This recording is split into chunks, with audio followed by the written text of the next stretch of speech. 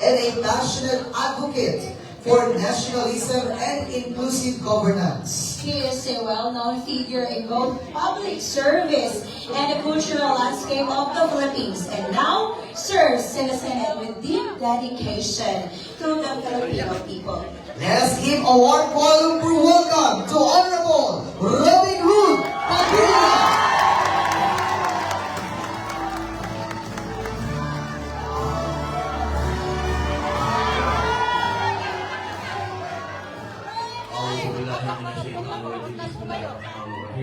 Alhamdulillah Rabbil Alamin. Bismillah wassalatu wassalamu ala Rasulillah. Assalamualaikum warahmatullahi wabarakatuh. Nagbati po ng kapayapaan at awa ng Panginoong Diyos sa inyong lahat. Mga mahal kong kababayan! Napakasarap pong tumayo rito sa harapan ninyo dahil kayo po ang mga tunay na bayani ng inyong bayang Pilipinas. Gusto ko muna pong magbigay pugay, unang-una sa susunod na Pangulo ng Pilipinas, Inday Sara Duterte. Duterte! Duterte! Duterte! Duterte! Duterte! Ang sarap! Kapag sinisigaw niya, lalo ako tumatapang eh. Kaya nagagalit yung asawa ko, masyado ka matapang. Eh, ano magagawa ko? Eh, Duterte eh! Alam niyo po, ako po ay dire-diretso, kami pong dalawa ng aking hinahangaan din. Ito po ay aking sinasaluduhan din. Ito pong pangalawang, masasabi kong pangalawang pinuno namin. Gusto ko pong magpugay kay Amy Marcos, Senator Amy Marcos. Magkasabay po kami sa aeroplano. Pagkatapos po namin na makipag-tunggali sa Senado, diretso po kami sa airport, sakay ng aeroplano, diretso dito. Akala namin mawawala pa kami dahil ang tak-tak po ng aeroplano papunta dito. Eh, nagbubulungan pa kami dalawa. Matay tayo kasi Malaysian Airlines. Dalawang aeroplano na ito mawala. Natulog. Pangatlo sana kami. Kung tinignan niyo po kami, nakatalok po kami pareho ng umot. Ito na to. Pero alam niyo, yung takot na yun, napupunta sa tapang kasi alam namin, makikita namin si Inday Sara. At siyempre po, gusto ko pong linawin muna. Panalo ang mga senador namin. Malinaw na malinaw po yun. Kung makikita niyo po yung mga resulta, may mga lugar na hindi nila kayang, sabi nila, milagro, kakaraptatuhan, magic yun. Alam niyo, tingnan niyo po ang resulta. Makikita niyo yung Duterte sa maraming lugar. Straight. Yes, true. True. Pati ang mga taga-gobyerno, bumoto ng straight. True. Yan po, kaya gusto kong sabihin sa aking mga mahal na senador, waiting lang kayo. Dahil sa 2028 sigurado, tutupo na kayo.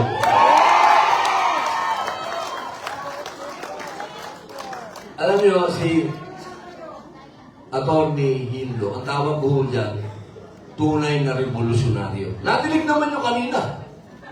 Walang tigil ho ang bibig dito. Kaya dapat maupong senador to. Dahil yung mga... Nakaupo pa pala ako. Basta, kailangan nyo ng senador na nagsasabi ng totoo. At siya po yun.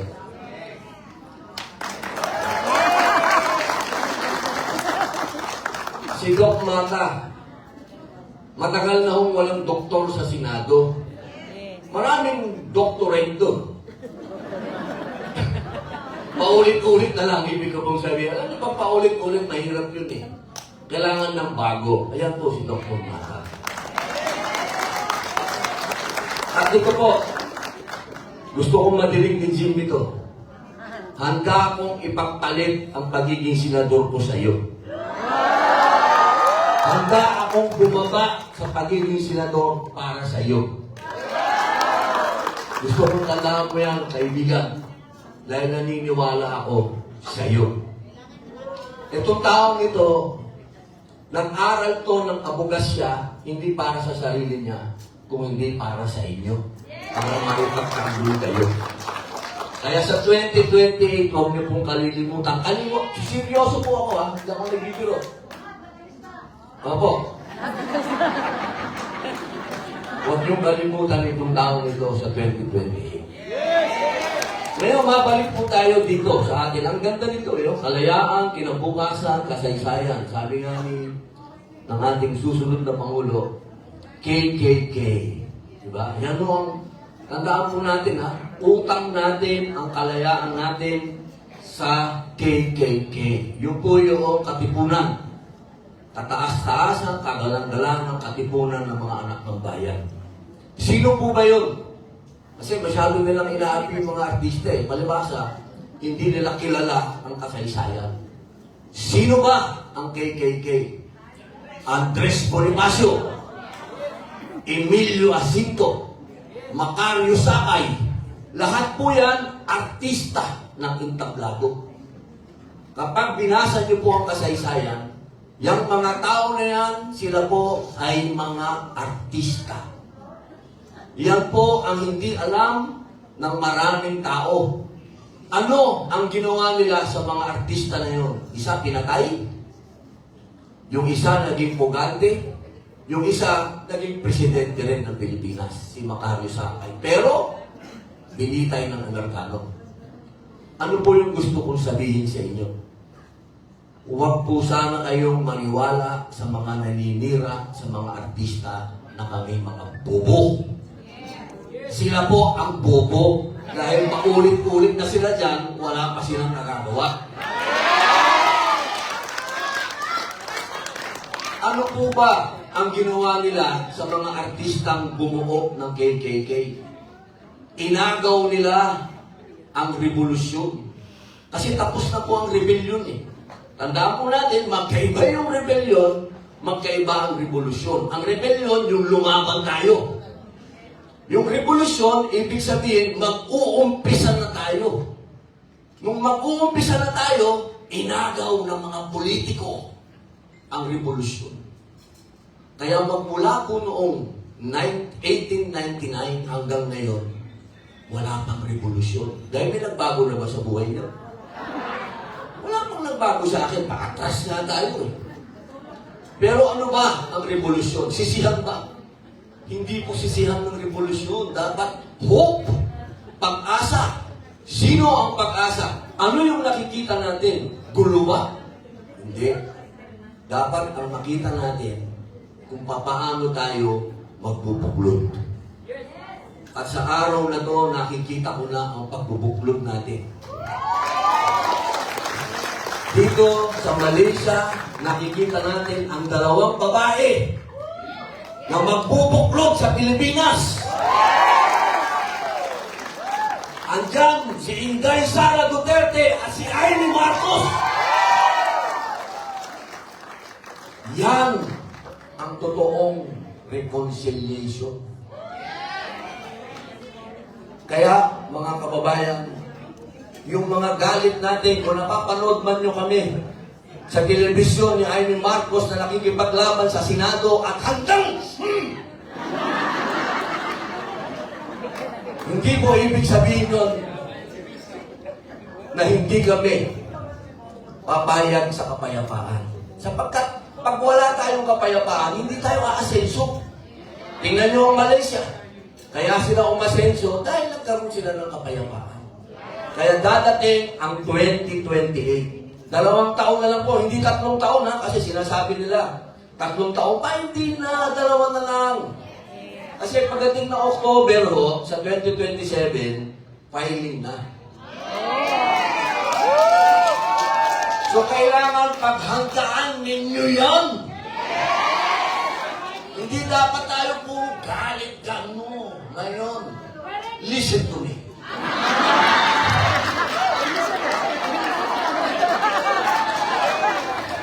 Friends, Filipinos and countrymen, lend your ears.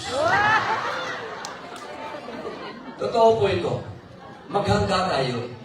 Nagawa natin sa 2025 na ipakita natin ang might, ang lakas ng Duterte.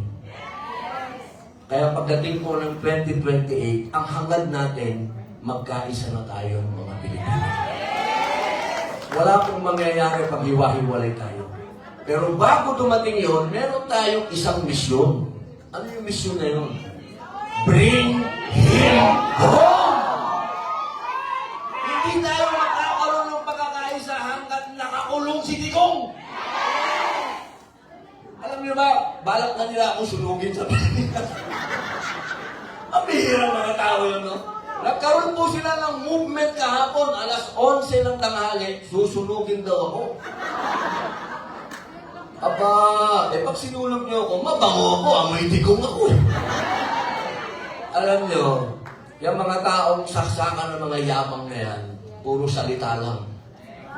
Ang mga taong katulad ng mga OFW, yan ang gawa. Huwag kayong matakot sa puro saksak. Matakot kayo sa mga taong aksyon. At yan ang mga Duterte. Tandaan ninyo. Sabi nila, paano magbabago ang Pilipinas? Titingnan niyo yung Davao. Kwento mismo ni Dr. Mata, sasabihin nila si Robin Padilla, di naman taga-Davao yan, ano alam niya? Nagkwento siya kanina kung gaano kagulo ang Davao bago dumating si Digong. Kung paano si Inday Sara Duterte inayos din ng Davao na baon sa utang, binayaran niya lahat ng utang, yan si Inday. Kaya sana, pag tinitingnan niyo po ako, tatandaan niyo lagi, si Robin Padilla hindi politiko. Si Robin Padilla, sa 2028, campaign manager ako ni Inday Sara Duterte at ni Jaime Marcos. At siyempre, ang mga senador nila, Doc Mata, Jimmy Bondok, Atty. Hillo, at kung sino pa ang pipiliin nila. Tandaan niyo po, ito na yung huli nating pagkakataon. Sana yung mga kamag-anak natin sa Pilipinas, kakausapin niyo sila, hindi tayo pwedeng puro galit. Dadating ang panahon na kayo ay muling susulat sa inyong mga balota. At pagdating ng araw na yan, tandaan po ninyo, yung hope, yung pag-asa. Hindi pwedeng puro politika. Kaya kami galit na galit ni Senator Jaime sa Senado kasi puro politika. Kailangan isang tabi na natin yung politika at maniwala tayo dito sa Independence Day. Dahil tayo, nakakulong tayo sa politika. Magmula nun, yan ang kalaban natin, politika. Tama si Jimmy Bondok at si Atty. Hillo at si Doc Mata. Ang kalayaan natin, hindi yung pakikipaglaban sa dayuhan. Ang kalayaan natin dapat sa kahirapan. My goodness gracious, great balls of fire. Tandaan nyo, number 1 tayo sa Asia nung araw. Bakit tayo nahuhuli?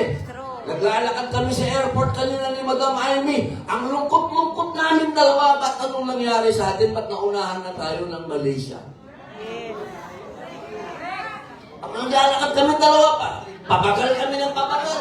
Hindi kami sa airport. Ano ba nangyari sa atin, ma'am?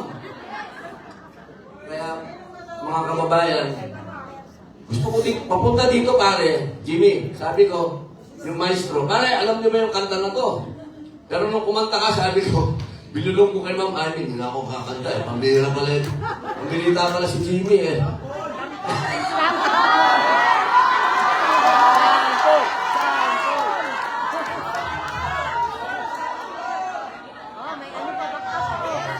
Sabi ko na, pare, sa haba-haba.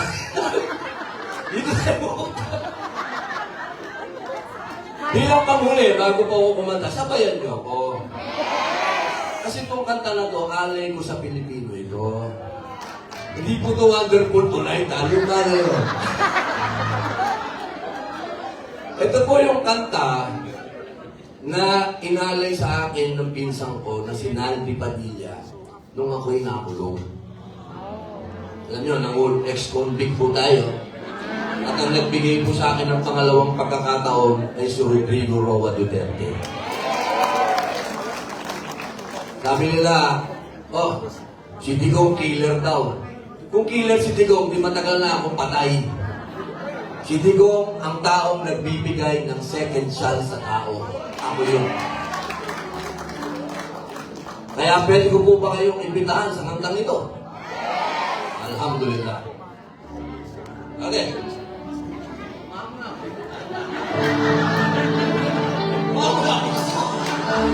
Iniimbitahan mo po si Sir Jimmy.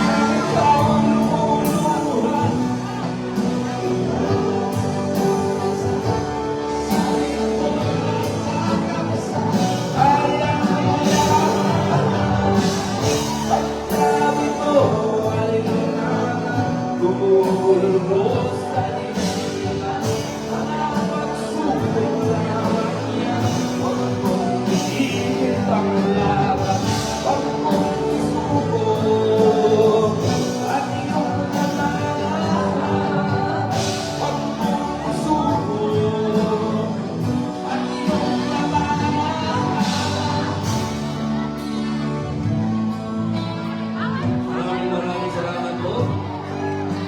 Mamaya po, meron po talaga tayong video training. Mamaya po. Kami po ay nagpunta para sa inyo. At isa pa lang po ang asawa ko. Pwede po po akong magdagdag ng tatlo. Kaya, please don't have a panic. Ngayon po, gusto ko lamang po ipakilala sa inyo. Kung nami-miss niyo po ako, siyempre uuwi na rin po kami bukas. Kung nami-miss niyo ako, papakilala ko po sa inyo si Benji. Benji! Ano? Ito po si Robin Padilla ng Malaysia. Pare, kumuhay na, pare. Kumuhay na. Alright. Sa bigote pa lang. Kumati ka ba? Isang magandang Ayan siya. hapon para sa atin lahat. Mabuhay ang bansang Pilipinas. Ano po? Ngayon po, mga mahal kong kababayan, kung pakikilala ko po sa inyo, kung mamarapatan po ninyo, pwede ko po ba ipakilala? Opo. Alam niyo po, ako po ay apo ni Gabriela Silang. Ako po'y Carinyo. Ang nanay ko po ay apo ni Gabriela Silang. Kaya po ako tagahamak ni Inday Sara Duterte dahil nakikita ko po sa kanya. Hindi naman po ibig sabihin lola ko siya. Pero nakikita ko po sa kanya yung tapang ng lola ko. Kung nakikilala ko po sa inyo ang magsasagip sa ating bansa, Inday Sara Duterte. Teka muna pala. Umaangal yung pangalawang Pangulo.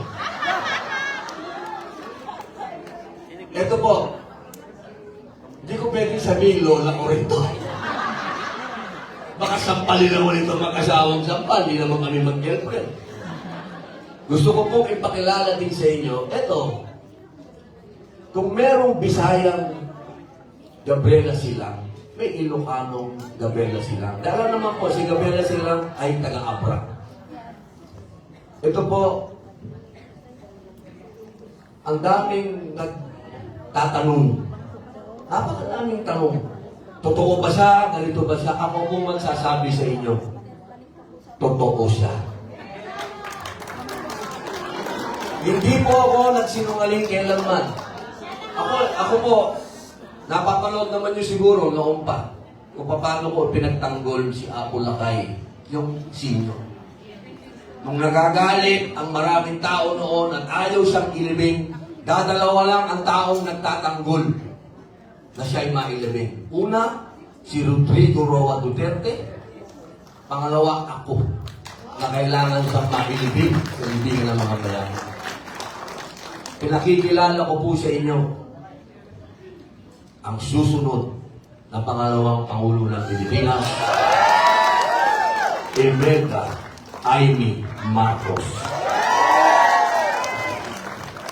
Oo na. Kulang sa palakpak! Allahu Akbar! Ang gulo-gulo niya. Talaga naman. Wala pang bungad lang yan kasi pareho kami ni Vice President Inday Sara na walang talent. Hindi kami marunong kumanta. Nakakahiya po. Talaga naman. Diyos! Maraming salamat. Magandang hapon po sa inyong lahat na ibang mamalim kada kayo amin. Sino din kayo kay Ilocano? Ayan, Ilocano met Gayem. At maupay, makulo, pa inyong nasanan, mawaray-waray. Maayong hapon sa inyong lahat. Sa kanilay ko, warang matuna, warang makato. Tuwan-tuwa po ako makapiling kayo at palibhasa ng English si Robin. It's a great joy and privilege to join you this afternoon. A welcome respite from the travails of politics and the Senate. At least nakaligtas kami, nakatakas kami ni Robin. Talaga naman, hindi ako sanay dyan sa Senadong ganyan, paupo-upo. Higit sa lahat, walang humpay na bardagulan.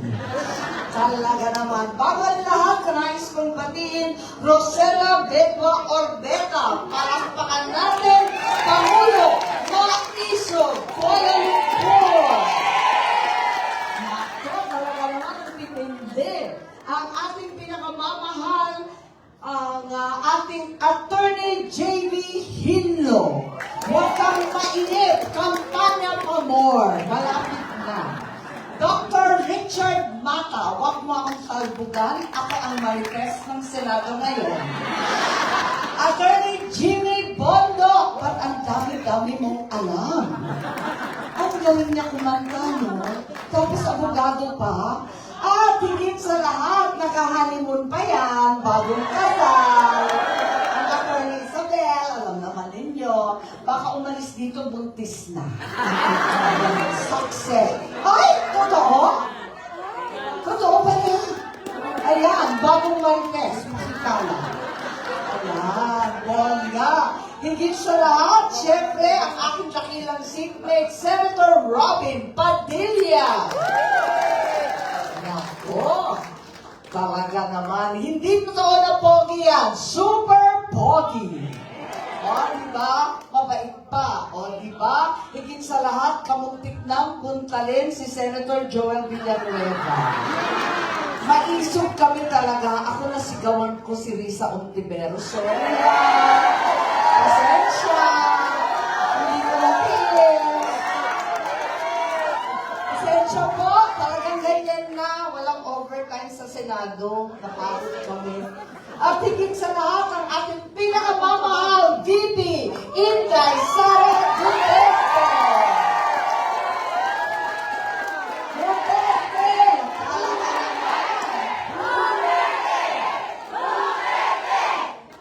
naman.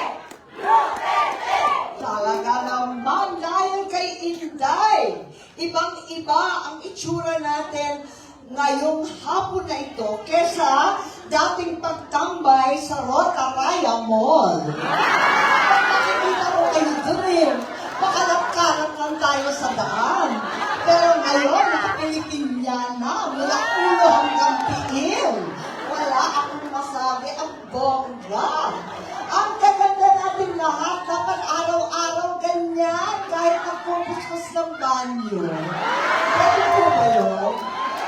Ang mga dakilang OFW, palakpakan po natin. Bawal ang homesick, andito kami lahat. Ayan. Talaga naman, tuwa-tuwa ako makapiling kayong lahat. Alam po ninyo, dalawang gabi, isang gabi, hino na kami,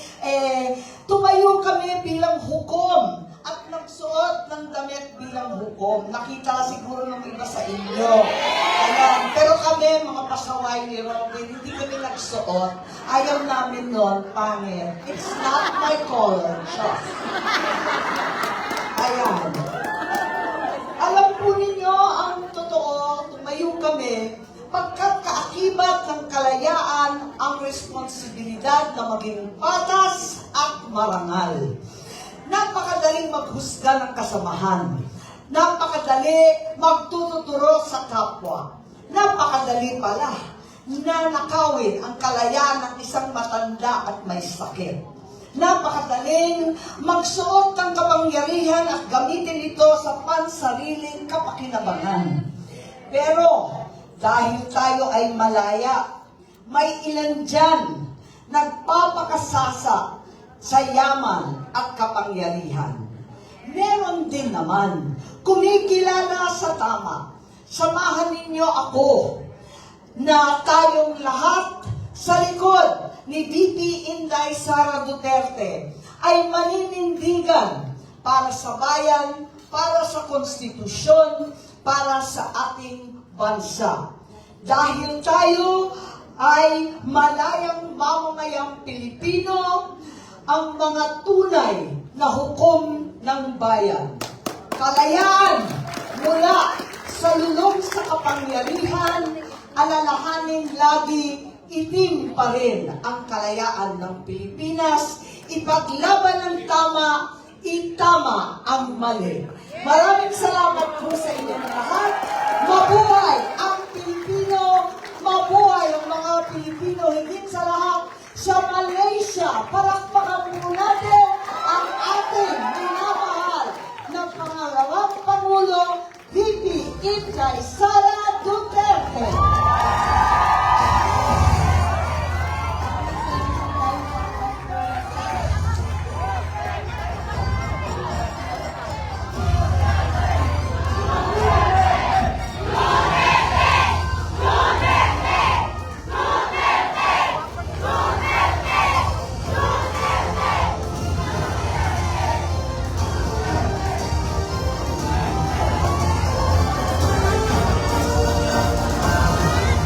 Maraming salamat. Mga kababayan, ladies and gentlemen, Assalamualaikum warahmatullahi wabarakatuh. Madayaw, maayong adlaw kaninyong tanan. Magandang araw sa inyong lahat. Happy Independence Day po sa inyong lahat. Unahin ko po muna ang aking mga pagpapasalamat